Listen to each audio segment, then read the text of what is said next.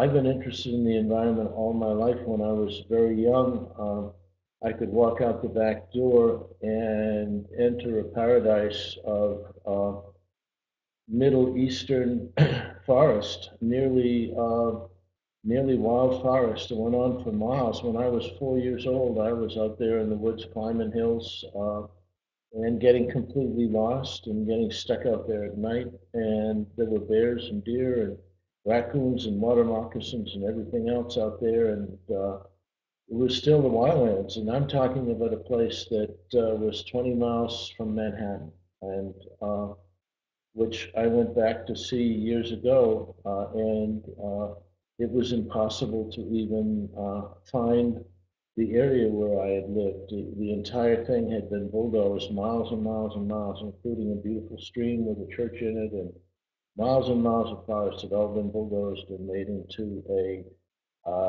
bedroom community of about 100,000 houses.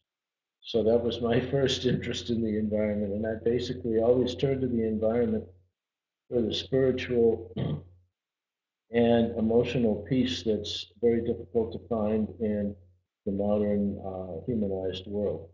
Oh my God, I love Mongolia. The Western Mountains of Mongolia. There's an area in Western Mongolia called the Altai, which is very easy to get to. Well, not very. Actually, it's devilishly difficult to get to, but it can be done. It can be done on a reasonable budget, and it's unbelievably wild and unbelievably high and beautiful. Certainly, the Himalayas.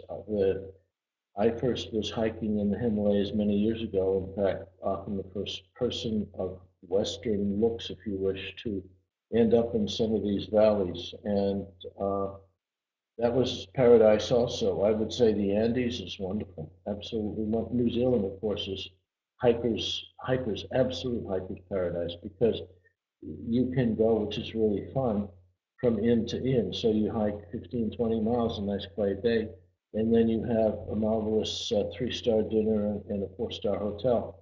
And that's even more true in France. I would say, now that you've asked that question and I've wandered on with the answer, I would say probably France is my favorite place to hike because the complexity of the landscape of France and the beauty of the landscape, the stunning history of that area, which you feel in your bones. And you can hike 15, 20, 25 miles a day. And at the end of the day, you, like I said about New Zealand, you end up in this magnificent hotel with some astounding meal and wines that need to be given a gold medal, and you walk away for a very small amount of money and having had a wonderful time. Those would be some of my thoughts anyway.